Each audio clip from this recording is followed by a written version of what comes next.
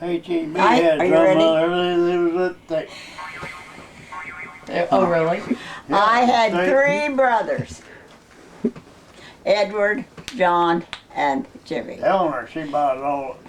Well, I buy on that one roll. She goes up there and has them.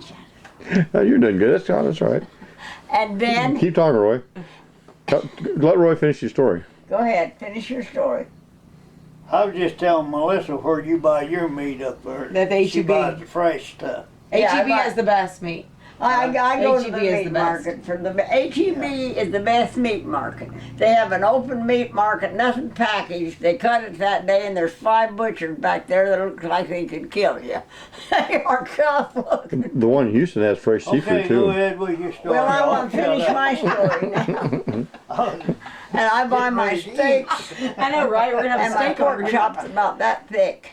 And then Roy wraps them in there, and we put garlic cloves on them and all of that, and then onion and sometimes green pepper, and he wraps them all up in silver paper and puts a little, just pets oil on the bottom, just pats it. And then he puts it and he cooks it on the top deal. Slow. About it. What do you cook a steak? With it wrapped up like that, with the onion and the garlic and stuff on top. No, Now this is a propane. 30 minutes sometimes. I can't tell you what it would be if it were briquettes, because you can't Can't control the heat on that. have no damn control at all.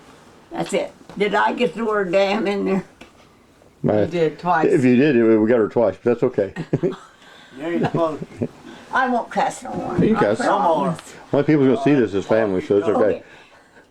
This ain't gonna be on Facebook, so we're good. Huh? It's not on Facebook, so we're good. You're not No going to social put it on media. Facebook. No, Okay, no. if you do, I'm going to put your name out and accept all the Now that we might And want I'll to edit. get- That we might want to edit and off. I'll get Tom to show me how to do it. Okay, good. And you know, We're talking about Democrats here. I'm a Democrat All right, and well, an independent. I voted for Richard Nixon. I had one. Roy's brother-in-law said I was the only person that ever admitted they voted for Richard Nixon.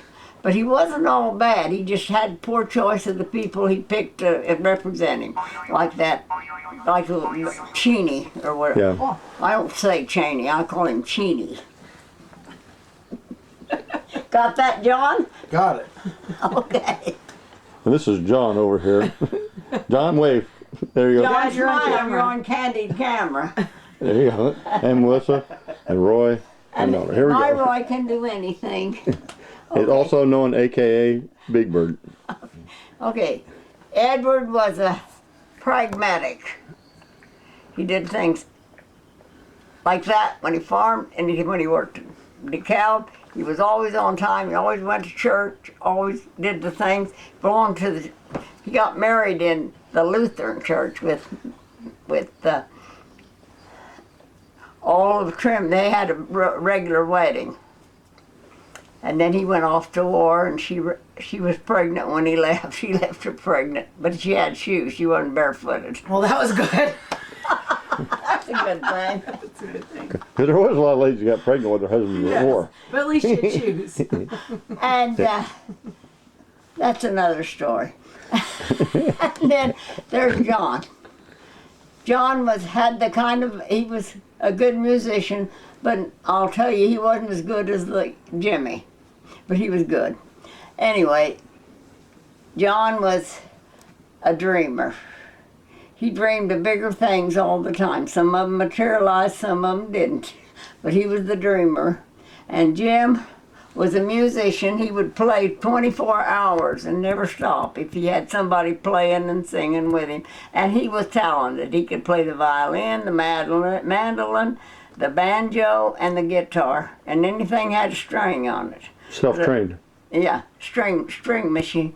But the one thing that he didn't have was the harp. He never did have the chance to. We didn't have the money for a harp like they play, in the big places.